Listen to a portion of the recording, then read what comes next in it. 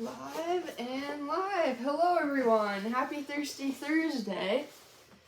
How's your week been, Paula? Interesting. I feel like interesting is like that's the thing that I would always put at the end of my paper when I didn't really know what to say. Overall, this topic has been interesting. Yeah. It's been an interesting couple of weeks. Well, cheers to Interesting. being in a room that's a little less interesting for yourself. It is. Although I find us fairly interesting. We can't help it. We can't help it. Today we are drinking. What are we drinking? We're just drinking Riesling. Just Riesling? With what we're talking about today, I couldn't find exactly what we're talking about because even though I looked it up, because I do, I could not find the exact blend that we're going to talk about today. Which is kind of cool. So before we get into it, I do just want to mention that we still have Big Brew Day coming up, May 7th. We are looking for people to come out to our Big Brew Day, come hang out. If you want to take our brewing class, it's $25. You can go online, you can call into the store, you can go into the store to sign up for that. But Big Brew Day happening May 7th, and if you want to get a cool Big Brew Day t-shirt, you can get that by signing up before April 1st, so you've got less than a week to sign up.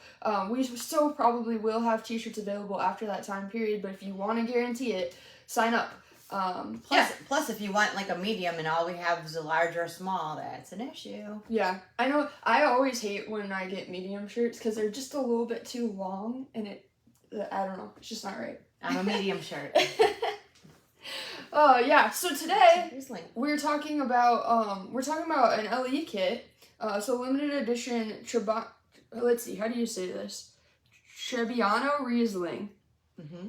And it's a blend. It is. And I didn't even know what Trebbiano was, so I can't even act like I know what I'm talking about today. She goes, "What are we doing for the live?" And I said, Trebbiano Riesling, and thinking that she would know that because she drinks a lot of wine. She's like, Alex Trebek? And I'm like, wait. Then I go, Joey Trebbiano from Friends? And then it went downhill from there. We went into Welcome Back Kotter by the time we were done. So. Yeah, and it was all movie references that and this one was like, I have no idea what you're talking about. It was like, were you saying Googlia or something? Oh yeah, Julia Googlia. I was just laughing and pretending like she's funny. No different from normal, really. Todd was totally in it. Todd thought it was funny. Todd was in it. So okay, I just tried it. What's it smell like? It smells a lot like. I think it has a little citrus. Maybe, yeah. But it's so soft. Here, I'm gonna try it's it. Soft. It tastes very appley to me. Yeah, I don't know. I think it's very mellow. There's a good amount of acidity to it though. I think it's kind of I think it's just a different kind of acidity. I don't know if there's different kinds of acidity than what I'm used to. Yeah. Like with the big bold reds. This one, I cheated a little bit this morning and watched some videos on it that were done by a sommelier and then couple that were done by Wine Expert. And they talked about the fact that it has enough acidity and enough, I don't want to say boldness because that's not what they said because they were talking about all the soft characteristics. But it can hold its own even with a spicy meal or if you're going to do a Cajun meal, lots of seafood. But you can bring the heat up in your meal. Is this just Riesling or is this one specific? No, I mean the research that you were doing, was that based specifically on Riesling or on the Trebbiano blend? That was on the Trebbiano blend. Okay, gotcha. Yeah. I didn't do any specific research on Riesling because I think we've talked about Riesling before. But this one I did on the blend because I felt like I didn't know enough coming in. And it was kind of cool because it's an Italian blend. So in Italy, they took the Trebbiano from the boot. Mm-hmm. The heel of the boot. Puglia, and that's why Yes, the heel, that's the region. And then they took the Riesling from the northern region. So they were the north-south blend of Italy. Mm-hmm. And they were talking about how because of that blend, it could hold its own with a lot of different spices, a lot of different food. Cool. I appreciate. Well, this is the kit. Yeah, it's heavy. It is looking like this. And this kit is going to be a 6 to 8 week kit in 14 liters for the juice bladder. So, once again, a hefty kit for the Ellie. That's how they always are, though. And we just got this in. Yeah, like really recently. I feel like it was last Thursday. Like enough time to get it. I think it was like right after we did our last live. Yeah. The truck came in on Thursday. We had a truck on Thursday and a truck on Friday. So it came in on one of those 2 trucks. Yeah. And then I did just want to mention briefly that we still have our other Ellie kit, Pinot Noir Shiraz. We still have that in stock as well. That's an Australian red. So we still have that in stock if you're not as much of a fan of like the softer white wines, and you want a red wine. But we also have like they always do. The Ellie kits come with a specific meal pairing, and I think out of all the meal pairings that I've seen so far, this is the one that I'm most hyped about. You were. I was really hyped about it. The meal pairing for this is lemon and rosemary butter braised shrimp. I just love shrimp. So are you gonna put this recipe out there for these guys? Are you gonna post it? Yeah, I'll post something on our story. I think that'd be cool. Mm-hmm. There's actually like a little video that they like the people that put together the kit. Like they put together a video. Mm-hmm. Yeah. It was cracking me up because there was no words to the video. This is just like a little fun creative fact. There's no words to the video, but whoever did the captions must have like hit a word at some point on accident, because at the end the closed caption just said "you." And it was like you went through the whole video and then they were like, will like it. You will like it. It just cracked me up. Okay. But yeah, so lemon and rosemary butter braised shrimp. And you said you might try this. I think I will try it. So I'm not gonna lie. Once I saw this recipe, I was at the grocery store buying dinner, and I actually just got a shrimp platter because I was thinking about shrimp so much. But I ate it. I didn't. Well, in this, I don't know if you saw the tip at the bottom, because I actually considered grabbing this stuff and making it during the live today. That's so funny because I was going to as well, and I was going to surprise you, but then I was like, how am I gonna cook? I have a pot. I have a brand new pan. I bought a brand new pan that goes with our induction burner that is made for induction cooking. Dang. I just did that. It's in my office. We'll have to try and cook something for our next LE kit. Yeah, or we'll go backwards to this one. Go back to this one. I hesitated because first of all, they use a cast iron skillet, and I don't know about the cast iron skillet. I don't cook, so I got scared. I was like, I can't cook for Paul. To be 100%. And they have this going into a broiler. So I was reading through it. I'm like, okay, obviously we don't have that. But in the bottom, they have a little part where if you didn't want to broil it, what you could do. And I do a lot of cooking of seafood, and I don't usually use the broiler. I mean, a lot of times you're supposed to.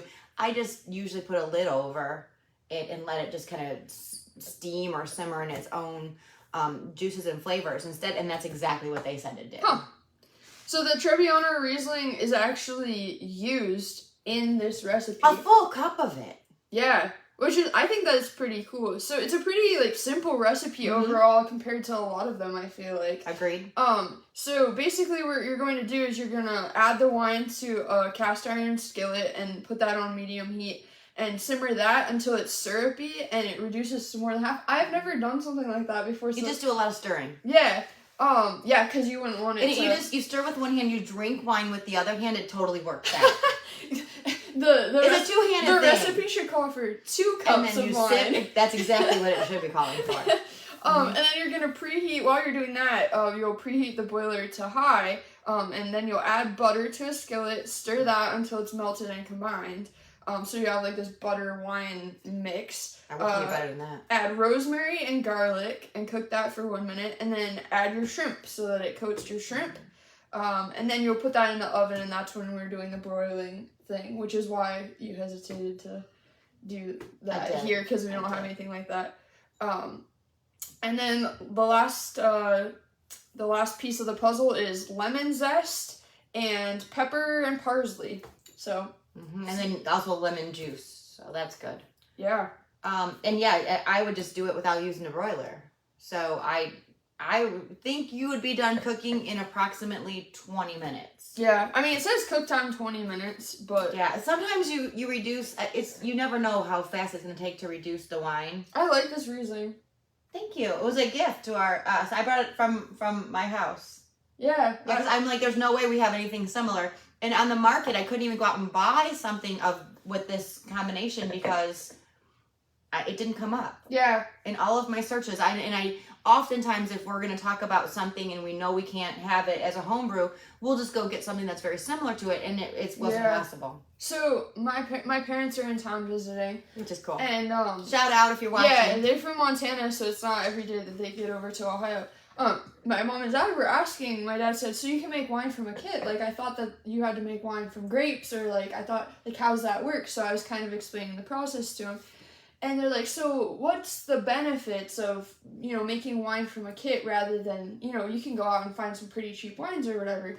And I said, "Well, there's a lot of benefits. The number one reason that people do it is because they enjoy the process, and seeing it. But then I was explaining, you'll get 30 bottles for this price. It comes out to $2 to $3 a bottle when all is said and done. You can do your own decorating, you can do all that." But then I actually thought of something that I've never thought of before, which I should have. I was like, another benefit is that some of the wines you can make are things that you're not going to be able to find, like, just out in your typical Ohio little store where you're going to get your wine. So, like, a Trebbiano Riesling, like, we could search the entire town and not find it. Well, I actually searched the internet and I couldn't find it. Yeah, so I mean, like, it's really cool, and like, especially on these limited edition kits, it's not like they're just like. I always go to or I see like signs and it's like Alaskan fish or whatever on restaurant signs, and it's like maybe it's from Alaska, but it's not actually like prime quality at these fast food places. That's not the case here. Like, they're just using it for the marketing. That's not the case on these limited edition kits. Like, they're not just using it for the marketing. Like, these grapes are actually from these specific places, and people that know what they're doing put it together with the recipes. And they spend a lot of time doing it. So I don't know. I think it's pretty cool that, like, you know everything about what you're drinking and know that someone put a lot of care into it. And Wine Expert, they box everything and it comes out of Ontario, Canada, and they do an absolutely beautiful job. Ironically, I'm meeting two of my best girlfriends tonight for dinner. We're planning a trip to wine country in Canada. Cool. That'll be fun. Oh my gosh. They're not ready. I don't think the world's ready. We're going international. I need to come along and document, and I'll just give me the camera crew. I'll just edit some. We're gonna do. There'll be some bloopers and bleeps. We're gonna do some heavy editing on that bad boy. Oh gosh, that would be so fun for reals. Well, yeah, we're gonna do that this summer.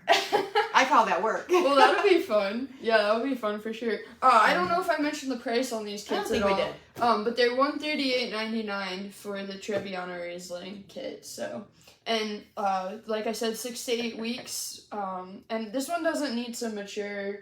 After I would say that, 3 months. 3 months? Yeah, whites would be 3 months, a minimum. Reds are 6. So if you did 6 to 8 weeks, so what if it was 8 weeks, you're 2 months, so March, you're on May, you're August, September, so you have this beautiful crispness with these apple tones right into the fall. Right around when the apple pumpkin pie vibe starts rolling around. That would work. That would totally work. Yeah, I was just gonna say it doesn't have to mature as much as some others, but yeah, for anyone that stopped listening there, it does need to mature a little bit, but they don't need nearly the amount of time that you would need for a red. It's not like a mead. I know that people love mead making, and I know that I love it too, but you gotta plan ahead. You gotta really plan ahead. You gotta be a planner. You gotta consistently have something going.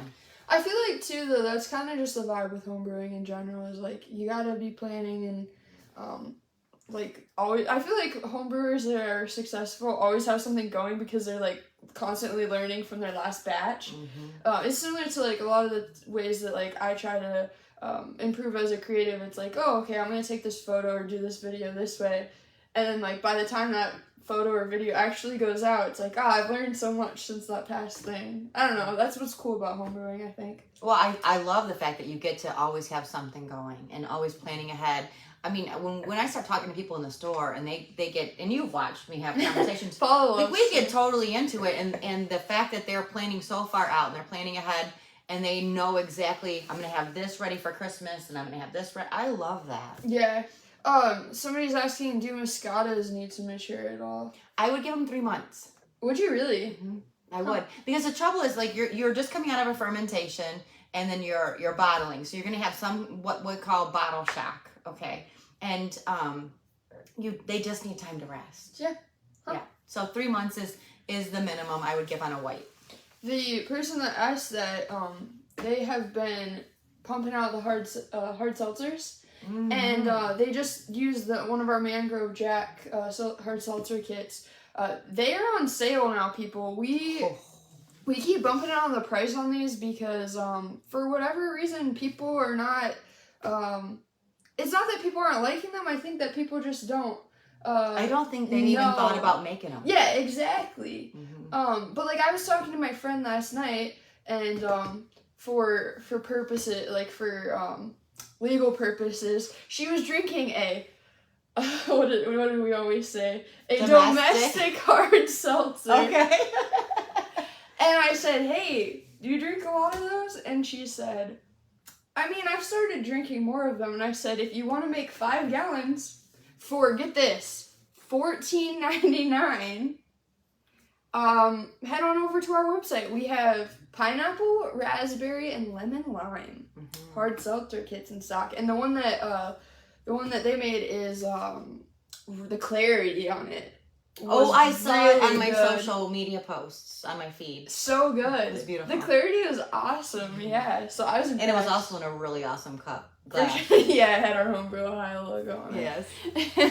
So it's a great kit. I'll be posting more photos. Yeah. We always love your photos. Fantastic. So. But yeah, we have about 3/4 of a pallet of each flavor left, and we're going to run these sales until they're gone.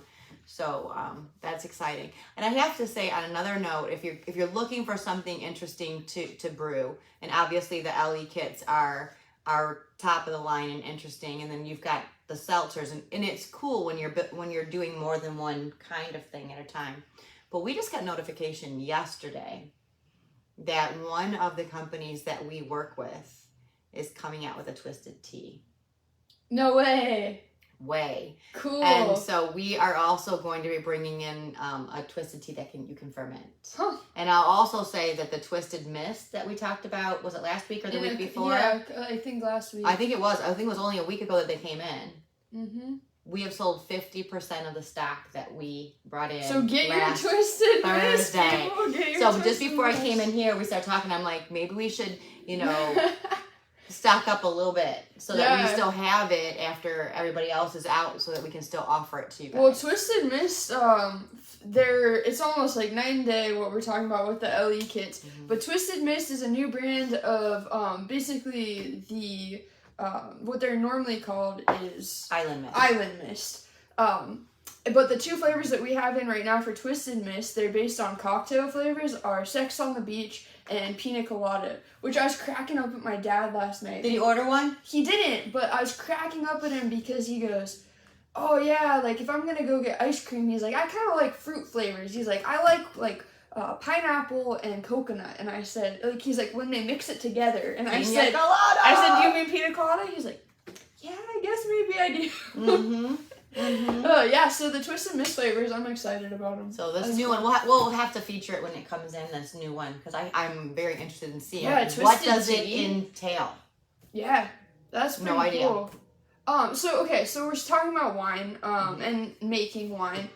We brought out a few different ways to test your specific gravity for your wine. We realized that we've never really showcased the products that we have available, and we have 5 different. Let's see, 5 different. Right. So methods. And they're also called so many different things. Like if you were new to brewing and you're thinking, I need a thingy to get the brew out so I can test it, like.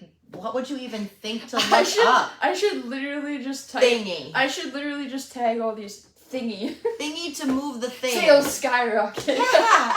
So I was thinking about that, and I'm thinking it's so important because if you don't take your original gravity, then you have no information. No idea. Is it done? I don't know. Is it where it needs to be? I don't know. Did I put it together correctly? I don't know. I feel like a lot of our customer service gets calls about like it's original gravity based. Yeah, like how do I tell if this or that? And it's like, well, did you take an original gravity reading? And like a lot of the times, the answer is no, or the answer was, well, I did, but I wasn't really sure. Yeah. And so we're gonna get a bunch of people who are gonna say, I just throw the triple scale right into the bucket. I hear you. I'm not throwing any hate your way. That is one way to do it. It's not the way we recommend, but it does get the job done. Why do we not recommend that? Because we don't put anything into the bucket that we don't have to put into the bucket for fear of contamination, cross-contamination, that kind of thing. Cool. So we like to use a thief of some sort to extract the solution, put it into a test jar so that we can easily read. It's not like an ish, the triple scale. And so the question is, how do I get it out of here? What's the easiest way to get it out of here? Well, the funny thing is, I think at any point in time, I've used all of these ways. They all work. They do. And they work well. Yeah. So we have 5 different methods. Let's start at the bottom of your thing? Let's start at the bottom. So first off, for $4.99, we have our glass wine thief. It's packaged quite well because it's fairly fragile. So the way you're going to use this guy, here, let me get closer to the camera because it's a little smaller than the other options. So it's going to look like this. And the way you use this guy is you're just basically going to set it down into the wine. And then you use the power of science and suction. I don't know if when you were a kid you ever did the thing with the straw where you... Everybody did. And then you put your finger over it and it pulls it. It's exactly like that. It's just a big old straw. And this is the only one too that we have that's made out of glass. Yeah. Which, I mean, there's pros and cons with that. You have to be careful that it doesn't get hit by anything and shatter or anything. But it also is less likely to get scratched and contaminated with any sort of bacteria or stuff such as plastic. And it's small. Plastic, yeah. It is small. And I think small is a plus. I think it would be perfect, the glass wine thief for like 1 gallon. But yes. I mean, you can use it for any type of batch. Because you just need a good amount to do your... Yeah, it's inexpensive as well. Yeah. $4.99. $4.99. Glass wine thief. Okay. Then we've got these guys, which make me think of Thanksgiving. Yeah. Right?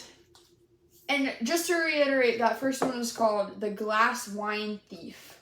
And what? This one, I just did this and I'm like, crap. Because she cuts out the things that I do and I look dumb when I do them and then she uses them again. I'm gonna put it there. Okay. But no, so the reason I'm reiterating the names is because these are not thieves. They're not called thieves. They don't like to steal. These are the exception. Basters. Yeah. Nylon, stainless steel. Thing I like about this, and this one's a brand new one, so we'll put this one back in the package. This one came out of the test kitchen. So easy to take apart, clean, sanitize, the whole bit, and they both do that. In fact, I think sometimes they come taken apart just because it's cheaper to mail it to you, and it gets there faster if it's in a better envelope. So metal, we're looking at $9.99, and plastic, we are looking at $5.99. The one thing I will caution about these, and this is not to say that they're not a good way to get wine out, but like anything, when you are using equipment, make sure to sanitize and clean all parts of it, because if you don't clean on the inside of here, it can get really gross. I know we had one in our test kitchen for a while that had been sitting there. Someone didn't clean. I threw it away. It wasn't good. But this one also has a delineation on the side for how much you're pulling out, which is kind of cool. Yeah, that is cool. That one, the stainless one does not. So this one tells you how many ounces you're getting out of there. If there was a reason to know that. And then the last two options. Yeah, so this one is cool. I think it works actually the same exact way as the glass one. Okay. See, so it's got this little hole in the top. It's the 3-piece wine thief. So you can break it up into 3 pieces and clean it so easily. but you just stick it in, put your finger over the top, just like you would a straw, and pull it out, and it works like There's magic. like that little hole in the You can top. see like the back of it has a picture of how they did it. Just like that. That particular thief comes in a couple of our kits as an accessory to the kit itself. Because these weren't even in stock as of yesterday. I just grabbed this off the truck this morning that came in. Now, one thing that's nice about this that I noticed is that it's called a 3-piece wine thief, and that is for cleaning purposes. So these will actually break apart into 3 pieces, and then you can clean it. So that's cool. Yeah, it's a nice one, and it's the first one that I remember ever using. And that one is going to be $6.99 as well. Such a good deal. Yeah. This guy is probably the one we ship the most. I think part of it is because it's made by Firmtech. Okay. And Firmtech has a very good reputation. So if you're looking up things for wine, you're going to notice Firmtech. There's absolutely no reason you can't use these for beer, though. Yeah. Absolutely no reason you can't use these. Well, even on the back of that one, it said, take your beer/wine sample. Perfect. Yeah, so this one is neat because it's got a spring-loaded tip on the bottom, just like your combination bottle. Exactly. So when you push this down, it lets the liquid go in, and then when you pull it up, that comes out, and it stops itself. So it's not going to require your thumb to go over it. It does it itself. Huh. And then they show that you can actually you can drop the hydrometer right in here. Oh, that's cool. And do your measuring. So you don't need a test jar to go with it. This becomes both your thief and your test jar. Isn't that cool? Yeah, that's interesting. It's brilliant, really, because it's big enough around that it works, but it's super small because, you know, the heartbreak is you have to do a gravity reading, and you need to do multiple gravity readings. But if you're filling up a hydrometer test jar, and they're usually a little bit bigger around, you're losing all that beer or wine that you're not putting back in. In this case, it's not nearly as much because it's gauged to be a little bit smaller, and your hydrometer can float right inside of it. So my question with this is, when you're reading a test jar, you want it nice and level. So you're just holding it? Yeah. Huh? Because you can't set it down because you're gonna have your wine all over you. Yeah. I don't know if I've ever told you this story, but I had one of those NutriBullets in college, and I'd always make smoothies in there. And the way a NutriBullet works is there's a cup, and then you put the blades on, you screw it on, and you flip it upside down, and you make your smoothie. And so when you're putting your ingredients into the cup, there's no need to worry about when you lift it up that they're gonna go everywhere because it's a cup. It doesn't have a hole at the bottom. And when I went home for my first time to make a smoothie in a non-NutriBullet blender, you're supposed to put the cup on first onto the actual. So I pour all my ingredients in and I lift it up, and I have milk and strawberries and everything. And my mom was like, "What were you doing?" What were you thinking, right? That's how mine worked. I can see that. Yeah. I have one in my office. Someone says, I have a couple of the Firmtechs for beer, one for sour beers and one for clean. Keeping them separate. Good move. Yes. Yeah. Someone asked how we are. I'm good. Yeah. Yeah, we're doing good. Thanks for asking. I'm good. We're in the middle of we just finished our house dig. So last week my answer may have been stressed out, but this week I'm like, you know what? It is what it is. We now finally are done. We were supposed to have a 3-day dig. We ended up with a 9-day dig. This is for the dream house that she's always wanted to build, and she's finally getting to build it. Yeah, so the exciting part is you can't complain when you're getting everything you want, but at the same time, it hasn't been, as far as chutes and ladders go, you've got the chutes, and you got the ladders. There's been a lot of ladders. We're climbing. Yeah. Well, I think that's about it for this episode of Thirsty Thursday. Before we go, I did just want to mention one time for anyone that might not have been here at the beginning of the live that we're looking for people to join in on our Big Brew Day, May 7th. We'd love to see you out there. If you'd like to take the class, it's $25. You can sign up online. in the store in person, or you can call in by phone. And if you sign up before April 1st, you can get a t-shirt. You're guaranteed a t-shirt if you sign up before April 1st. And then also, like, get the LE kit. Check it out. The Trebbiano Riesling. I don't know if we mentioned this previously, but if you're not a shrimp person, they also had a few other food pairings. So they recommended pasta, shellfish, mature hard cheeses, or risotto. I love risotto. I know, every time I say risotto, you love risotto. And I do want to mention, last week we talked about the fact that we were waiting for the recipes for Big Brew Day. They did just come out. Oh, yeah. So we haven't had the opportunity to really, unpack them and get into ordering or designing or whatever. But we're going to be meeting with Zach here shortly. We're going to unpack those recipes.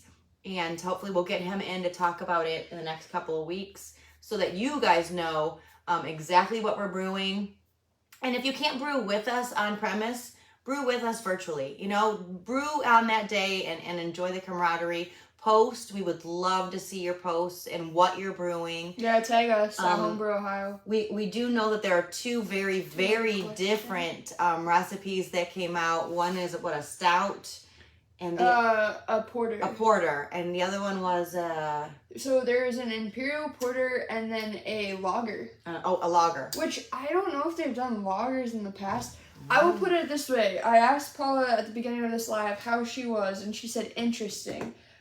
We feel that the AHA choices for the recipes are interesting. Interesting. So we're gonna have to spend a little more time unpacking them and making sure that they're all levels of brewer friendly. For sure. Yeah. But we have a couple of things up our sleeve that we may do. So I think we're going to take those two and we're adding another one, and we're going to have 3 different ones that we're going to run through our system to brew together, and we'll see how it goes. Yeah, I'm excited. Should be good. Mm-hmm. So with that, happy Thirsty Thursday, everyone. Thanks for tuning in. We appreciate you. We'll see you next time.